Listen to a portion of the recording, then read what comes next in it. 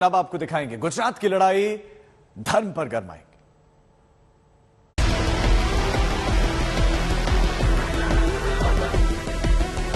સોનાની જેમ તપીને ગુજરાત સ્વર્ણની જેમ બહાર નીકળ્યું છે।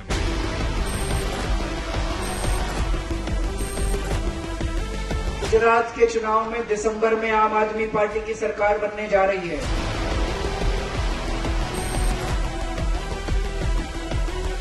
बीजेपी असल मुद्दों पर बातचीत करना नहीं चाहती।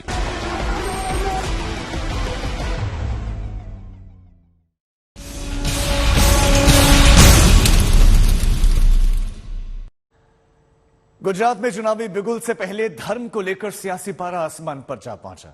केजरीवाल ने नोट पर लक्ष्मी गणेश का दाम चला तो बीजेपी ने यूनिफॉर्म सिविल कोड से पलटवार कर दिया। अब इसे लेकर अहमदाबाद से लेकर दिल्ली तक बयानों में जंग छिड़ी हुई है।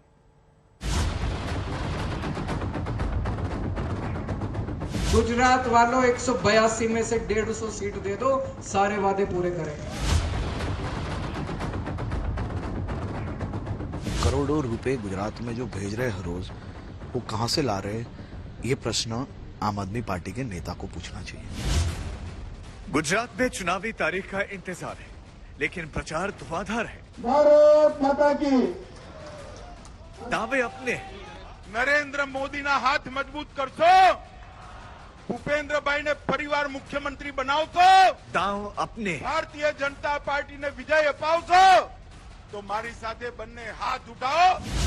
गुजरात में पूरा जोर लगाने वाली केजरीवाल की पार्टी ने वोट बटोरने के लिए नोट पर गणेश लक्ष्मी की तस्वीर लगाने का पासा फेंका। एक तरफ गांधी जी की तस्वीर है, वो वैसे ही रहनी चाहिए, लेकिन दूसरी तरफ श्री गणेश जी की और श्री लक्ष्मी जी की तस्वीर भारतीय करेंसी के ऊपर लगाई जाए। तो बीजेपी ने यूनिफॉर्म सिविल कोड की चाल चल हिंदू मुसलमान की रेस में कूद पड़ी। समाज के सभी वर्गों को एक समान कानून का हक मिले। गुजरात में चुनाव के ऐलान से ठीक पहले बीजेपी ने उस मुद्दे को चुनाव के केंद्र में ला दिया जो मुसलमानों की दुखती रग है। गुजरात सरकार ने उत्तराखंड और हिमाचल की तर्ज पर यूनिफॉर्म सिविल कोड लागू करने के लिए कमेटी को हरी झंडी दे दी। ये कमेटी रिटायर्ड जज की अध्यक्षता में बनेगी। कमेटी में 3 से 4 सदस्य होंगे। कमेटी सिर्फ ये तय करेगी कि कानून कैसे लागू किया जाए। हैरानी है कि अभी ये कानून बना ही नहीं है। इसे बनाने का अधिकार भी गुजरात सरकार के पास नहीं है। जो यूनिफॉर्म सिविल कोड है, मेरा ये मानना है कि ये इससे अच्छा कोई विषय हो ही नहीं सकता।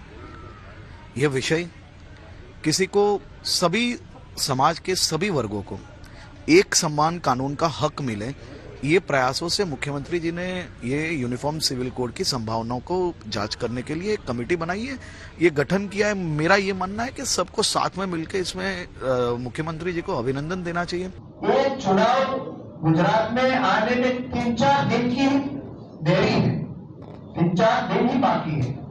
उसी समय एक कॉमन सिविल कोड बनाने का निर्णय गुजरात की कैबिनेट ने लिया है, उसका कोई मतलब नहीं है। ये डिसीजन तो केंद्र की कैबिनेट को लेना चाहिए था, और 4-5 दिन के पहले क्यों लिया? 27 साल में उसको समय नहीं मिला। बीजेपी ने 2019 के चुनावी घोषणा पत्र में एक देश एक विधान एक संविधान का नारा दिया था। 3 साल बाद भी केंद्र सरकार संसद में ये कानून नहीं ला पाई, लेकिन ये चुनावी नारा अब गुजरात में भी पहुंचा तो सियासत आसमान पर पहुंच गई। गणेश लक्ष्मी बनाम यूनिफॉर्म सिविल कोड की जंग शुरू हो गई। लेकिन ओवैसी तो ये कह रहे हैं कि ये चुनाव है और चुनाव में मुस्लिमों को ही कहीं ना कहीं टारगेट किया जाए। इसमें कहाँ मुस्लिमों को टारगेट करने का कोई विषय ही नहीं है। सबको एक समान मानने का अधिकार है। वैसे तो इसमें एक प्रकार से आप ये कह सकते हैं कि मुस्लिमों को हिंदू के साथ एक लेवल पे मानने की सरकार की मंशा है। सर, चुनाव के ठीक पहले आखिरी कैबिनेट की बैठक में ऐसा प्रस्ताव आएगा, इस मुद्दे को आप किस तरीके से देखते हैं? नहीं, मुझे कोई ताजुब नहीं है। भाजपा की पुरानी ये आदत है कि जब कभी चुनाव आते हैं तो इस तरह के मुद्दों को उठाती है अपनी सियासी रोटी सेकने के लिए। मुझे इस पर कोई ताजुब नहीं है। ये तो उनका एक तो एक्सपेक्टेड था कि और करेंगे, और बहुत सी चीजें करेंगे। मामला गुजरात का है, समान नागरिक संहिता का है, लेकिन इसकी गूंज अहमदाबाद से दिल्ली तक पहुंच गई। मुस्लिम धर्मगुरु संविधान के खिलाफ बताने लगे, धर्म निरपेक्षता का हवाला देने लगे, निजता के विरुद्ध जताने लगे। ये देश में जब भी चुनाव आता है, हर जगह हर चुनावी सरगर्मियों को लेकर सिर्फ एक उनका मैनिफेस्टो एजेंडा आ जाता है कि साहब कॉमन सिविल कोड लाया जाए। आप ये देखिए, अभी उत्तराखंड में जब इलेक्शन आया तो वहाँ के कैबिनेट ने कहा कि साहब हम कॉमन सिविल कोड लाएंगे। अभी गुजरात में आ रहा है, तो इसका मतलब ये है कि क्या ये सिर्फ एक चुनावी कोड हो गया है? और लोगों को चाहिए कि सरकारों को चाहिए कि देश की और प्रदेश की जो मेन फाउंडेशन है उस पे तवज्जो देना चाहिए। कॉमन सिविल कोड या एक देश का एक कानून, ये देश के सभी लोगों के लिए है। दुनिया के सारे देशों के अंदर एक ही कानून है, कहीं दो कानून नहीं है। यहाँ पर जो पर्सनल लॉ और इस तरीके से जो मुसलमानों ने जो है अलग अपना एक ईंट की मस्जिद अलग बनाने की कोशिश की है, ये मुसलमानों के नुकसानदेह है। पर्सनल लॉ बोर्ड जैसे लोगों ने 40 सालों में मुसलमानों को सिर्फ बहकाया है, कोई मुसलमानों का काम नहीं किया, कोई कानूनी काम नहीं किया। इसलिए अगर सरकार बनाती है तो देश के मुसलमानों को चाहिए साथ बैठ के बनवाएं। चुनाव के ऐन वक्त सरकार ने अपना पूरा समय गुजार लिया और अब जब चुनाव वहां होने जा रहे हैं, ऐसे वक्त में ये ऐतिहासिक फैसला लेने का मकसद क्या है? असल में यूसीसी पर काम करना है या असल में यूसीसी के नाम से अपने स्वार्थ सिद्धि का काम करना है? यूनिफॉर्म सिविल कोड का मतलब है भारत के हर नागरिक के लिए एक समान कानून, चाहे वो किसी भी धर्म हो या जाति का। यूसीसी कानून आने पर शादी, तलाक, अडॉप्शन, उत्तराधिकार, जमीन जायदाद के बंटवारे में सभी धर्मों के लिए एक ही कानून लागू होगा। पर सवाल है कि क्या अलग अलग धर्मों, अलग अलग संस्कृति वाले देश में यह संभव है? अहमदाबाद से गोपी घांघर, सौरभ वक्तानिया और आशुतोष मिश्रा के साथ आज तक ब्यूरो। गुजरात चुनाव में अब असली लड़ाई हिंदू वोट के लिए। इस बार केजरीवाल की पार्टी इसी फ्रंट पर बीजेपी को चुनौती दे रही है। केजरीवाल ने पहले दिन से हिंदू कार्ड ही चला। पहले खुद को भगवान कृष्ण का भेजा हुआ बताया, फिर हनुमान का कट्टर भक्त बताया और अब लक्ष्मी गणेश का ये दांव चला गया। मेरा जन्म जन्माष्टमी के दिन हुआ था।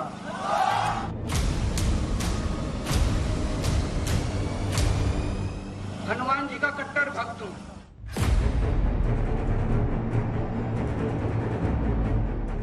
आज मेरी केंद्र सरकार से, प्रधानमंत्री जी से अपील है, भारतीय करेंसी के ऊपर एक तरफ गांधी जी की तस्वीर है, वो वैसे ही रहनी चाहिए, लेकिन दूसरी तरफ श्री गणेश जी की और श्री लक्ष्मी जी की तस्वीर भारतीय करेंसी के ऊपर लगाई जाए। गुजरात में बीजेपी ने बहुसंख्यक की राजनीति का सत्ता का मंत्र बनाया, तो केजरीवाल ने गुजरात में अपनी जमीन तलाशने के लिए इसी मंत्र को अपना लिया। राम कृष्ण हनुमान कार्ड के बाद केजरीवाल ने गुजरात के चुनावी प्रचार में लक्ष्मी गणेश की भी एंट्री कर दी। उन्होंने इकोनॉमी में सुधार के लिए नोट पर लक्ष्मी गणेश की तस्वीर लगाने की मांग की। बात को आगे बढ़ाने के लिए उन्होंने पीएम को चिट्ठी तक लिख डाली। आज मेरी केंद्र सरकार से, प्रधानमंत्री जी से अपील है, भारतीय करेंसी के ऊपर एक तरफ गांधी जी की तस्वीर है, वो वैसे ही रहनी चाहिए, लेकिन दूसरी तरफ श्री गणेश जी की और श्री लक्ष्मी जी की तस्वीर भारतीय करेंसी के ऊपर लगाई जाए। नोट के बहाने वोट जुटाने की जुगत बताकर बीजेपी ने केजरीवाल पर हमलों की बौछार कर दी। रेस हिंदुत्व की है तो हमले भी उसी अंदाज में हुए। मैं जब एयरपोर्ट पे उतरा तो बैनर ही बैनर, बैनर ही बैनर। मैंने कहा ये आप पार्टी कितनी सीटों पर लड़ रही है? बोले 39 सीट्स पर लड़ रही है। मैंने कहा अच्छा 39 सीट्स पर। मैंने कहा क्या इम्पैक्ट है? बोले आगे आगे चलिए देखिए अब क्या होता है। बैनर ही बैनर, बैनर ही बैनर। 39 में से 35 सीट्स पर राहुल जी जमानत जब्त हुई। ये बैनर पार्टी है, हम कैडर बेस्ड पार्टी है। ये बैनर बेस्ड पार्टी है, हम कैडर बेस्ड। कि जब इनके एक मंत्री हिंदू देवी देवताओं के खिलाफ गाली गलौज करते हैं, जनता को भड़काने का प्रयास करते हैं, इस्तीफा क्यों लिया अरविंद केजरीवाल जी ने उनका? पिछले 8 साल से मौलवियों को हर साल 18,000 रुपए देते हैं, क्यों नहीं पुजारियों को दिया, क्यों नहीं ग्रंथियों को दिया, क्यों नहीं पादरियों को दिया?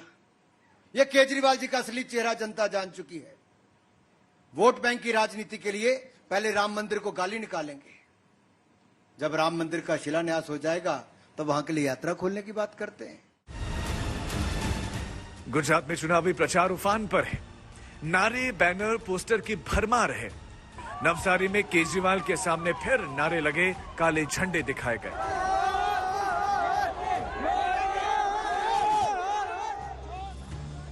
मोदी के नारों के बीच केजरीवाल का काफिला तो निकल गया, लेकिन नारों की गूंज काफी देर तक केजरीवाल के कानों में गूंजती रही। मिशन गुजरात में कमाल दिखाने के लिए केजरीवाल न सिर्फ धर्म कार्ड चल रहे हैं, बल्कि सियासी रसूख रखने वाले पाटीदारों में भी पैठ बनाने में जुटे हैं। कई पाटीदार नेता आपका दामन थाम रहे हैं। इनमें हार्दिक पटेल के करीबी अल्पेश भी शामिल हैं। राजू सोलंकी, नरेश पटेल और धार्मिक मालवीय भी आपके मिशन को मजबूत करेंगे। गुजरात विधानसभा चुनाव में पहली बार पूरे दमखम से उतर रही आम आदमी पार्टी ने अपने स्वास्थ्य शिक्षा मॉडल के भीतर सॉफ्ट हिंदुत्व का कार्ड भी खेला।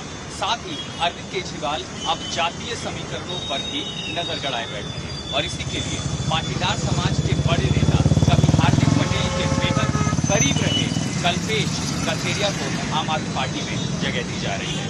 इतना ही नहीं, खोडल धाम ट्रस्ट, जिसका गुजरात की राजनीति पर एक बड़ा प्रभाव होता है, उसके नेता धार्मिक मालवीय भी आम आदमी पार्टी का हिस्सा बने। पिछले चुनाव में कांग्रेस ने बीजेपी को कड़ी टक्कर दी थी, लेकिन इस बार केजरीवाल के प्रचार के आगे कांग्रेस फीकी पड़ गई है। राजस्थान के सीएम अशोक गहलोत 3 दिन से मोर्चा संभाले हुए हैं। उनके निशाने पर बीजेपी भी है और केजरीवाल भी। कहते हैं लक्ष्मी जी और गणेश जी की फोटो लगाने से क्या तरक्की होगी? देखो, तरक्की करने के लिए मेहनत तो करनी पड़ेगी। कड़ी मेहनत करेंगे, पूरा देश कड़ी मेहनत करेगा, नीतियां ठीक बनाएंगे, लेकिन केवल मेहनत करने से काम नहीं चलता। अगर मेहनत के साथ साथ ऊपर वाले का आशीर्वाद नहीं मिले तो कोई तरक्की नहीं होती। गुजरात में कल के बाद कभी भी चुनावी तारीखों का ऐलान हो सकता है। उम्मीद है कि दिसंबर में 2 चरण में चुनाव होंगे, लेकिन पूरा राज्य चुनावी बुखार से तप रहा है। जमकर प्रचार है, धुआंधार है। अहमदाबाद से गोपी घांघर, सौरभ वक्तानिया और आशुतोष मिश्रा के साथ आज तक ब्यूरो। गुजरात में आप में, बीजेपी में हिंदुत्व की पिच पर 2-2 हाथ ये दोनों कर रहे हैं, तो प्रधानमंत्री ने सौगातों की बरसात कर गुजरात के विकास मॉडल को आगे बढ़ाया। एक बार फिर प्रधानमंत्री दोनों हाथों में तोहफे लेकर मिशन गुजरात पर आ रहे हैं। शुरुआत वडोदरा में मिलिट्री एयरक्राफ्ट फैक्ट्री की आधारशिला से होगी। गुजरात में चुनावी बिगुल फूंकने से पहले प्रधानमंत्री एक बार फिर गुजरात के तूफानी दौरे पर हैं। 3 दिन के दौरे के पहले प्रधानमंत्री वडोदरा में एयरक्राफ्ट प्लांट की आधारशिला रखेंगे। पहली बार मिलिट्री ट्रांसपोर्ट एयरक्राफ्ट भारत में बनेगा। C-295 ट्रांसपोर्ट एयरक्राफ्ट का निर्माण टाटा कंसोर्टियम स्पेन की एयरबेस डिफेंस कंपनी के सहयोग से ये एयरक्राफ्ट बनाएगी। डिफेंस के क्षेत्र में आत्मनिर्भरता की दिशा में ये बड़ा कदम है। 3 दिन के गुजरात दौरे के पहले दिन वडोदरा में एयरक्राफ्ट फैक्ट्री का उद्घाटन कर पीएम केवड़िया का रुख करेंगे, जहां नर्मदा आरती में शरीक होंगे। सरदार पटेल की जयंती पर कल केवड़िया में प्रधानमंत्री स्टेच्यू ऑफ यूनिटी पर नमन करेंगे। यहीं आरंभ 2022 के कार्यक्रम में भी हिस्सा लेंगे। कल ही पीएम बनासकांठा में कई विकास परियोजनाओं की आधारशिला रखेंगे। 1 नवंबर को प्रधानमंत्री जम्बू घोड़ा में भी विकास योजनाओं की आधारशिला रखेंगे। परसों पीएम अहमदाबाद में दिवाली मिलन कार्यक्रम में भी शामिल होंगे। पिछले 2 महीने में प्रधानमंत्री ने गुजरात का ताबड़तोड़ दौरे किए, कई परियोजनाओं का उद्घाटन किया, कई विकास योजनाओं की नींव रखी है। તમે જોયું તો દરેક ચૂંટણીમાં મારા માટે એવા અપશબ્દો વપરાય મોતના સોદાગરથી માણીને કશું બાકી ના રાખ્યું હોય અને ગુજરાત દાંત ભીડીને કચકચાવીને જવાબ આપે તોય સુધરતા નહોતા, પણ આ વખતે हमने નવી ચાલ ચાલુ કરી જ ભાઈઓ। આ એમની ચાલ સમજવાની જરૂર છે।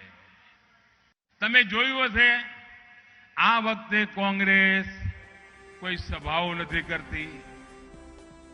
अगस्त में पीएम ने कच्छ का दौरा किया। इस दौरे पर पीएम ने कच्छ को 7,000 करोड़ की सौगात दी। सरदार पटेल नहर योजना को आगे बढ़ाया। इस योजना से 375 किलोमीटर नहर का निर्माण होगा।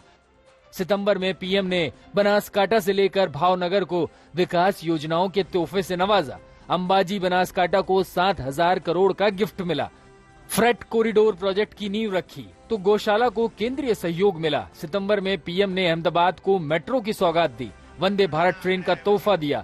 पीएम ने सूरत को 3,400 करोड़ का गिफ्ट भी दिया। इससे डायमंड रिसर्च के साथ बायोडायवर्सिटी पार्क तैयार होगा। सितंबर के दौरे में भावनगर और सौराष्ट्र को 5,000 से ज्यादा की विकास योजनाओं से भी नवाजा गया। भावनगर को मिला दुनिया का पहला सीएनजी टर्मिनल। आज गुजरात में चुनाव प्रचार का सुपर संडे और तमाम बड़े नेता आज गुजरात में हैं। आज गुजरात में पीएम मोदी भी होंगे। केजरीवाल भी चुनाव प्रचार करेंगे। ओवैसी भी वोटरों को लुभाएंगे। अहमदाबाद से गोपी खांगर, सौरव अख्तानिया और आशुतोष मिश्रा के साथ आज तक ब्यूरो।